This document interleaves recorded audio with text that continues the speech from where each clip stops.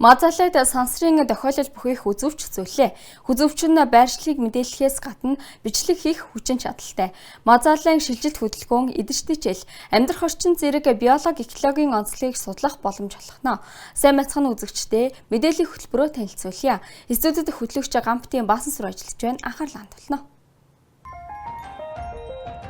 Жижигхэн номын санд дэлхийг танилцуулах ном хэрэгтэй байна. Өрхийн ангах ухаанаар мэргэжсэн эмс цэвлэгчийн хэрэгцээ өндөр байна. Орсын холбооны улсын хамгийн том ретро техникийн үзэсгэлэн Санкт-Петербург хотод боллоо. 146 төрлийн бизнес эрхлэх зөвшөөрлийг захимаар олгоно. Хотын захын гэр хороолт нэгэн жижигхэн номын сан ажиллана. Тэр жижигхэн ногоон байшинд хүүхдүүд ном уншиж, өдөр бүхэн үлгэрийн бааtruудтай хамт шидэт ертөнцөөр аялж, мөрөөдлийн хөлөг онгоцоо аз жаргалаар дүүргэн суугааг дэрэгдүр нь хүмүүс мэдлгүй өнгөрнө. Нийслэлийн сонгон хайрхан дүүргийн 2 дугаар хороонд хашаанда хүүхдийн тоглоомын талбайтай муурын байшин шиг цэгцтэй ногоон байшинд номын сан байрлана. Хүүхдийн номын сан маш цөөхөн байдаг манай улсад уулын ван сэмрүү цэцэг тал дургаж байгаа мэт сонирхов. Номын сан байд юм уу, энд ийм газар байд юм уу гэдээ орж ирсэн хүүхдүүд их гайхдаг. Тэгээд одоо бол нөгөө үйлчлүүлэх ном унших хүүхдүүдийн тоо нэмэгдэж байгаа. Өдөр иргэдсэн олон хүүхд ирж байгаад нас их баяртай байна. Тус дүүргийн 3 хороонд хүүхдийн номын сан ажилладаг байна. 2 дугаар хорооны номын сангийн эрхлэгч одон туяа, эрхлэгч, үйлчлэгч, няруу номын санчаа хийн.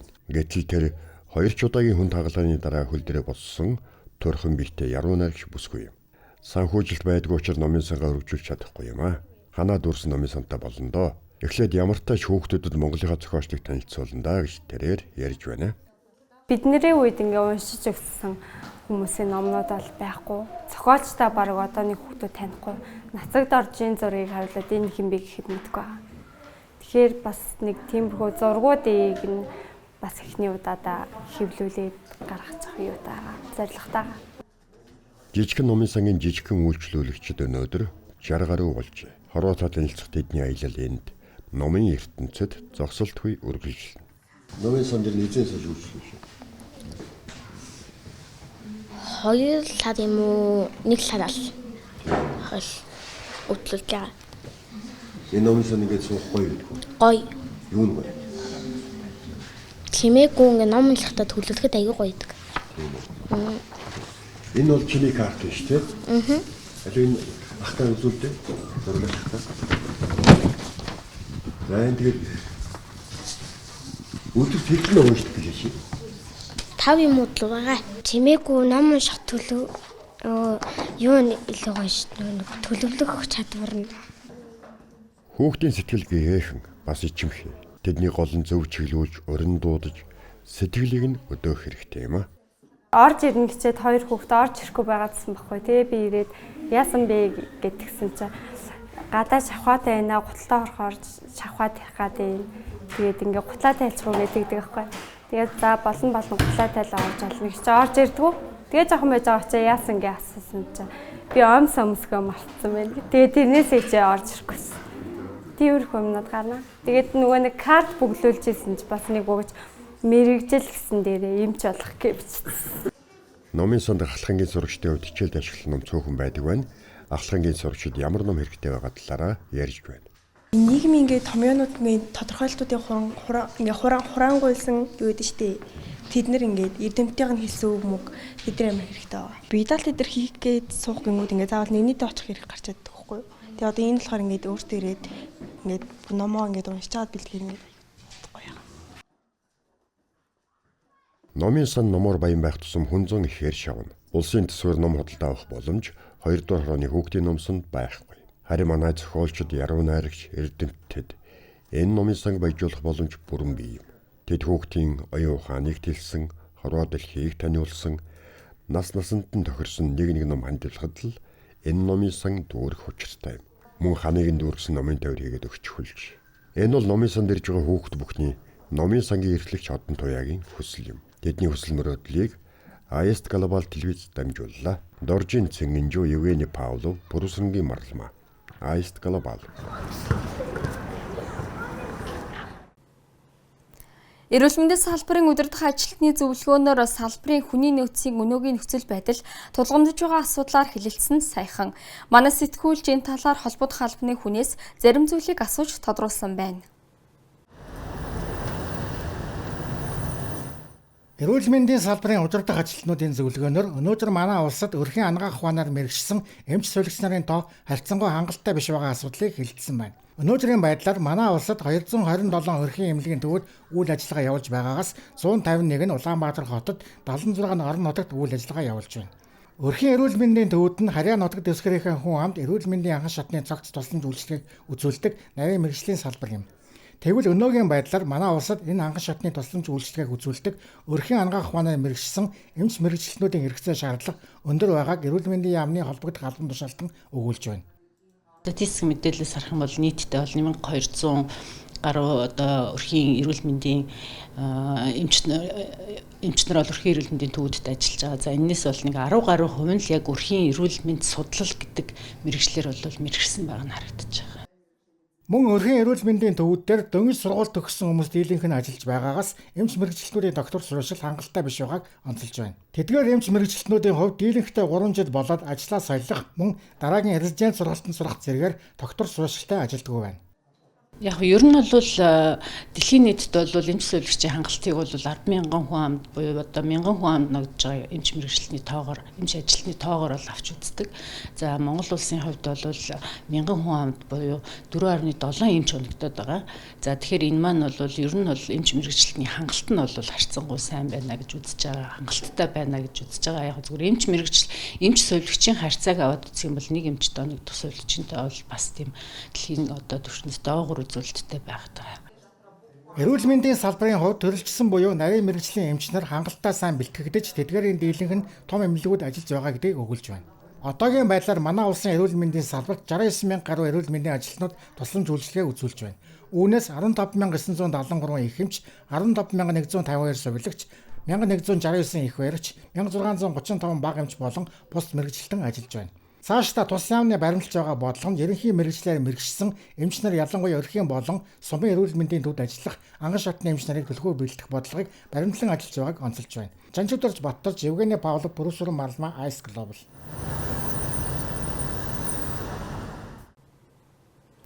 Санкт-Петербург хотод Орос улсын улсын хамгийн том ретро техникийн үзэсгэлэн зохион байгуулагдлаа. Дэлхийн хамгийн ховор, хамгийн хурдтай, хамгийн үзэсгэлэнтэй автомашинуудыг дараагийн сурчлагаар хүргье. 13,000 гаруй шот дөрвөлжин метр талбайд 300 гаруй ховор нандин автомашин дэлгэгдсэн нь Америкийн тансаг загварын Плимуфаас эхлээд зөвлөлтийн төлөөллийн английн Зис хүртэл төмөр хөлөг тавигдсан байлаа. Санкт-Петербург хотод Old Timer Gallery нэртэй Оросын холбооны улсын хамгийн том ретро техникийн үзэсгэлэн болж өнгөрлөө. Энэ жил тус үзэсгэлэн 25 жилийн ойгоо тэмдэглэж байна. Маш олон төрлийн техник байна, хүмүүрийн сонирхолд нийцэхэр байна. Орчин үеийн машинч байна, хүчирхэг сонгодог загварууч бүгд их содон, үнэхээр таалагдлаа. Хүүхдүүдэд бүр их сонирхолтой санагдсан байх. Бигрүүлээд агуулж ирсэн, ер нь гайхалтай, маш эерэг сэтгэл төрүүллээ. Уур амьсгал их гоё байна, маш олон зүйл таалагдлаа. Хүмүүс ч их, янз бүрийн машин ч их байна. Хуучин автомашин сэргээн засварладаг олон байгууллага оролцсон байна. Асар уудам танхимд дэлгэсэн 300 гаруй автомашин нь эзэд нь нандинан хадгалсан эсвэл сэргээн засварлагчдын уран чадвараар амилсан бүтээлүүд байлаа. Энд Оросын эзэн хааны гаражид хадгалагдаж байсан 20 дугаар зууны ихэнх үеийн ховор автомашинууд, зөвлөлтийн кинонд дүр бүтээж байсан кинод машинуудыг ч үзэх боломжтой. Бүх цаг үеийн хамгийн үзэсгэлэнтэй тооцогдох компрессорт Mercedes-Benz 540K, Special Roadster, хамгийн хурдтайгаар Ferrari GTP тодорчээ. Харин хамгийн өвөрмөц нь гижэл урлалаар гараа аргаар чимгэлсэн аяг хэлбэртэй автомашин байв. Уур амьсгал үнэхээр сайхан байна. Маш олон сонирхолтой машин байна. Хуучинч бий, шинэнч бий. Бүр маш өвөрмөц этгээ төслөөч байна. Таны ард байгаа тэр машин яг хүүхэлдэйн киноноос гарч ирсэн юм шиг харагдж байна. 25 жилийн ойн үзэсгэлэн зөвхөн автомашинаар хязгаарлагдсангүй. Зочдын анхаарлыг автомашины жолооны хүрдний цуглуулга, ховор педальт машинууд, домогт уралдааны автомашины хэв маягтай, офисын саналууд, автомашины уран зургийн галерей, мөн түүхэн мото болон ундаг дугуйн цуглуулгууд татаж байсан юм. Сергей Тучков, Бүрүсүрэн Маралма, Ice Global, Арвтлын агентлагийн мэдээллээр бэлтгэлээ. Үзэгчдээ өргөжлүүлэн зарим үйл явдлын мэдээллийг цөөн үгээр хүргье.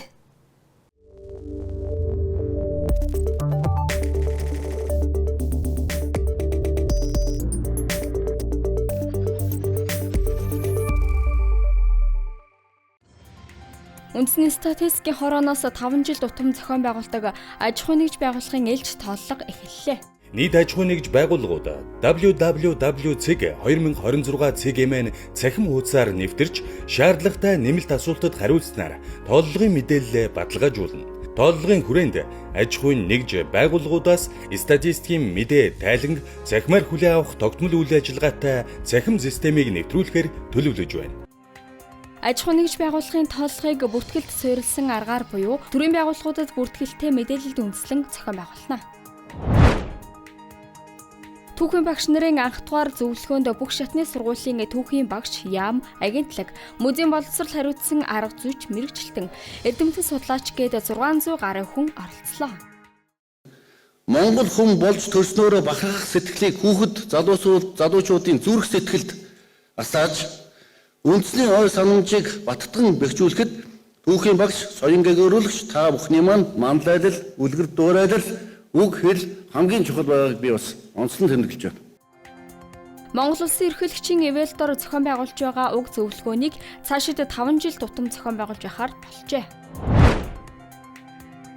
Инфляц буюу үнийн өсөлтийн ерөнхий түвшин өнгөрсөн 3 дугаар сард 7.4% гарлаа. Улсын хэмжээнд барааны бүлгийн үн 7.6, үйлчилгээний бүлгийн үн 6.8%-аар тус өссөн байна. Инфляцийн түвшин 7.4% гарахад хүнсний бараа, ундаа усны бүлгийн үн дүнгээрээ 14.1%, хувцас бус бараа, гутлын бүлгийн үн 6.5%, гэр ахуйн тавилга барааны үн 7.2%, амралт чөлөө цацаг соёлын бараа үйлчилгээний бүлгийн үн 6.6% тус нөлөөлжээ. Захилгаан дугуй, сурон, скутер, мопед зэрэг моторт бичил тээврийн хэрэгслийг ашиглах эрх нэгдснээс хойш буюу энэ сарын 10-наас 14-ний хүртэлх 4 хоногт 48 осол гэмтлийн тохиолдол бүртгэгджээ. Осол гэмтлийн тоо 2022 оноос 6 дахин өссөн байна.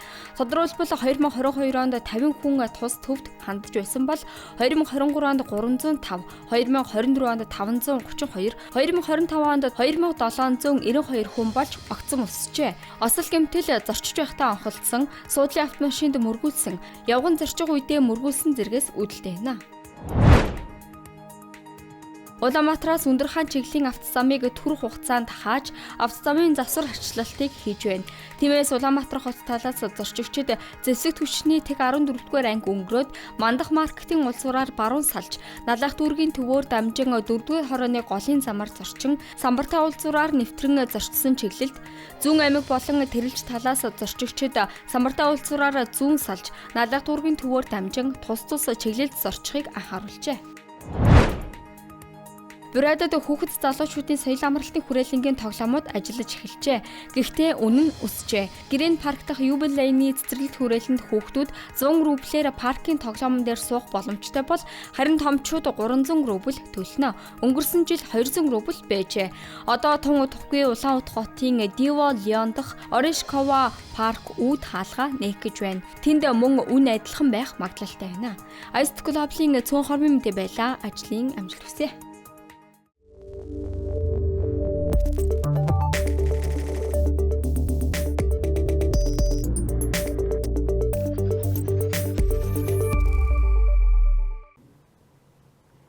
Ойролт орондод үүсэж байгаа нөхцөл байдал дэлхийн улс орнуудын эдийн засагт нөлөөлж эхэлсэн.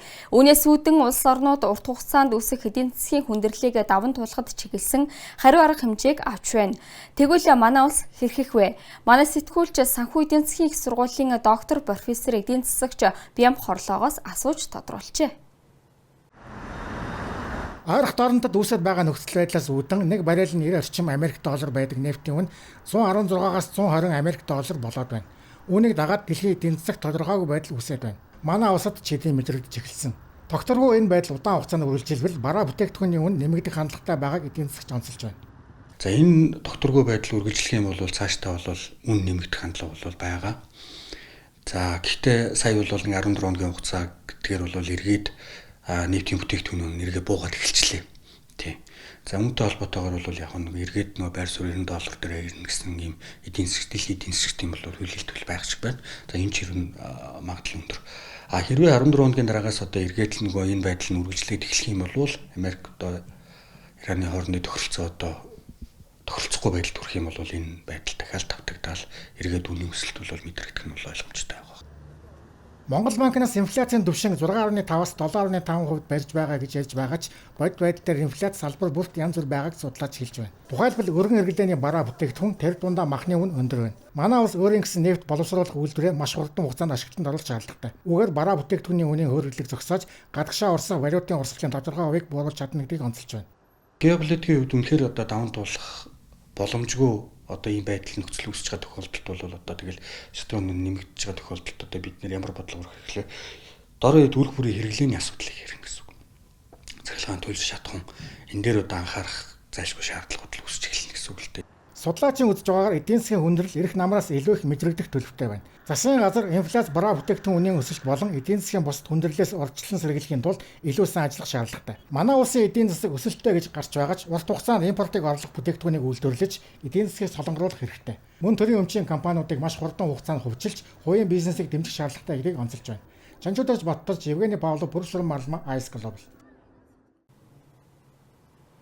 Улаанбаатар хотод энэ сарын 13-ны байдлаар гол нэрийн зарим барааны үн өмнөх сараас 7.2%, өмнөх 7 хоногоос 2.5%-аар тус өсжээ. Аймгийн төвүүдэд мөн өсөлттэй гарсан байна. Улаанбаатар хотод 1 кг хоньны ястай мах 24984 төгрөг болж 1260 төгрөгөөр, үхрийн мах 28545 төгрөг болж 217 төгрөгөөр, ямааны мах 15616 төгрөг болж 155 төгрөгөөр тус өсжээ. Мөн сүүний үн 5043 төгрөг болж 31 төгрөгөөр өсжээ. Бусад өргөн хэрэглээний барааны үн доктортой байгаа бол харин өндөгний үн 608 төгрөг болж 4 төгрөгөөр өссөн байна.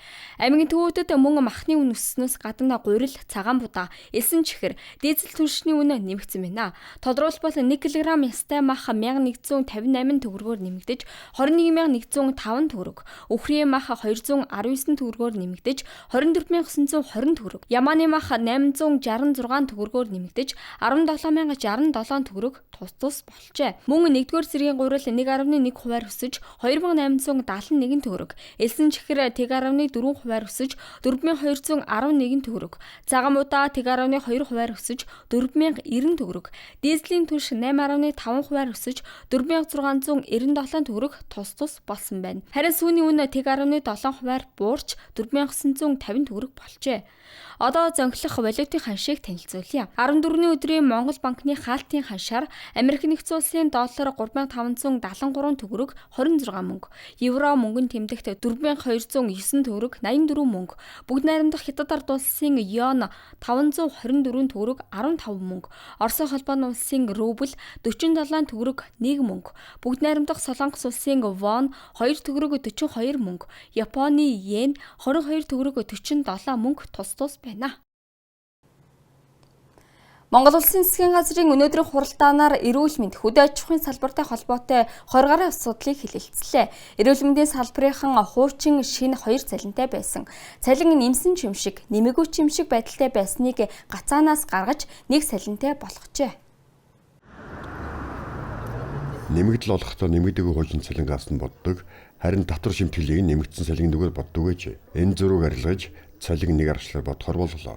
Энэхүү эрүүл мэндийн салбар ирэх 5 дугаар сарын 1-ээс нэмэгдсэн цалингаас илүү цаг жижүүр хийсэн гэх мэт нэмэгдлээ тооцоолж авахар болсон байна. Мөн нэг төрлийн шинжилгээ шалшатны эмнэлгүүд олон дахин авдаг байсныг болиулж байна. Эхний шинжилгээний хариуц цахимд оруулснаар төр хувийн хвшлийн эмнэлгүүд бүгд ашиглаж үйлчлүүлэгчээс дахин зардал гаргах явдлыг зогсоохоруулж, түүнээс гадна эмнэлгүүдийн менежментийг сайжруулж төсвийг хэмтгэхээр болсон байна.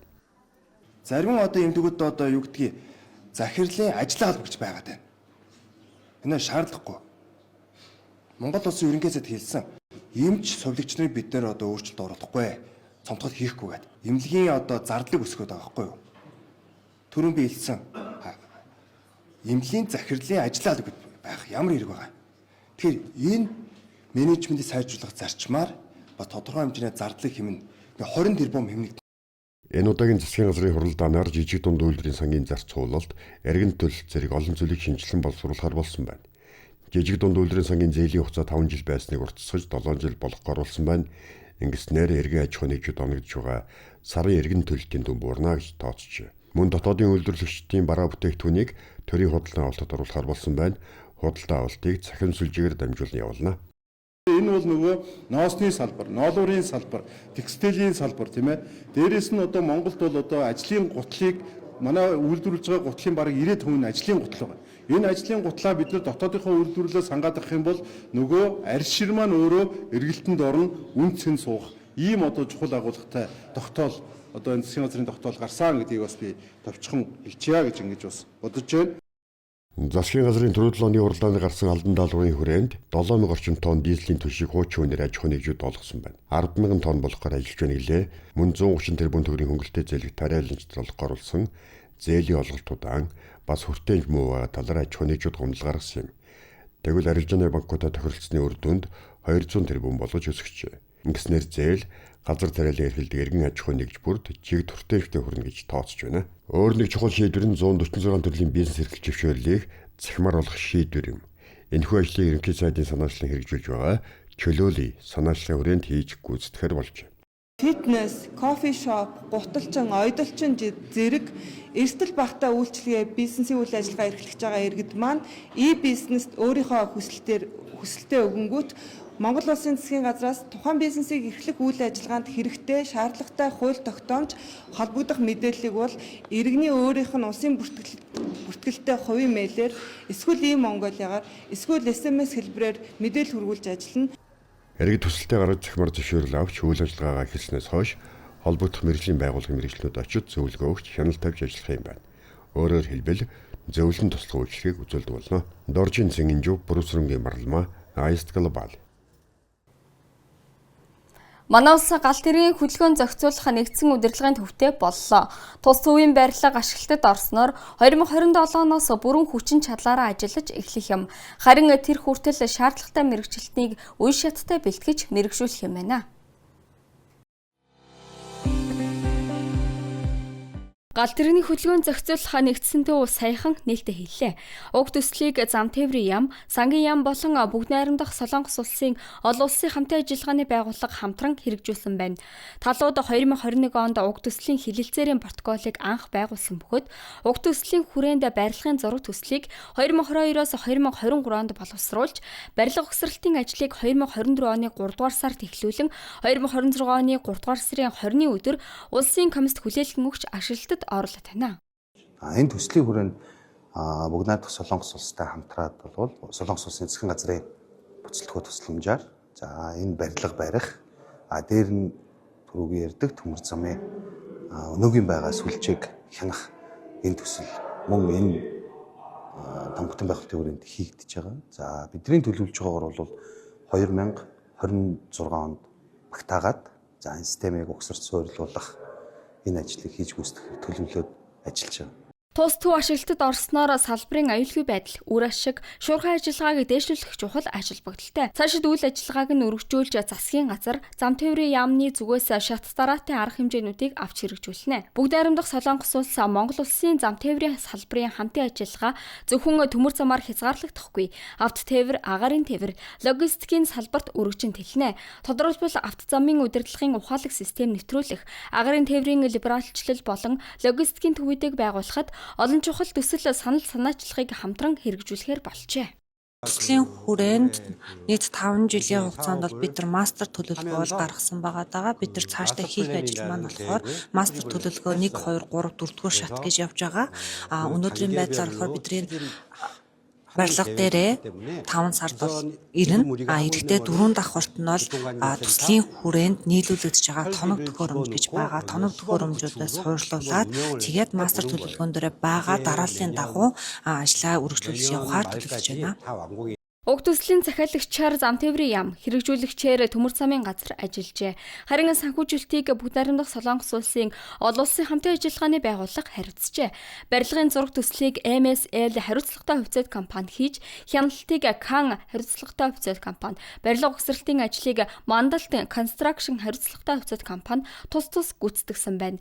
Нийтдээ 100 гаруй инженер техникийн ажилтнууд ажиллажээ. Жанчидэрч Батөрж, Гамбат Басрун, Бүрвсрэн Марлма, Аист Глобал. Эрхэм үзэгчдээ та бүхэнд глобал мэдээлэл 5 гарагийн дугаараа хүргэлээ. Анхаарлаа хандуулан хамт байсандаа баярлалаа. Баяртай.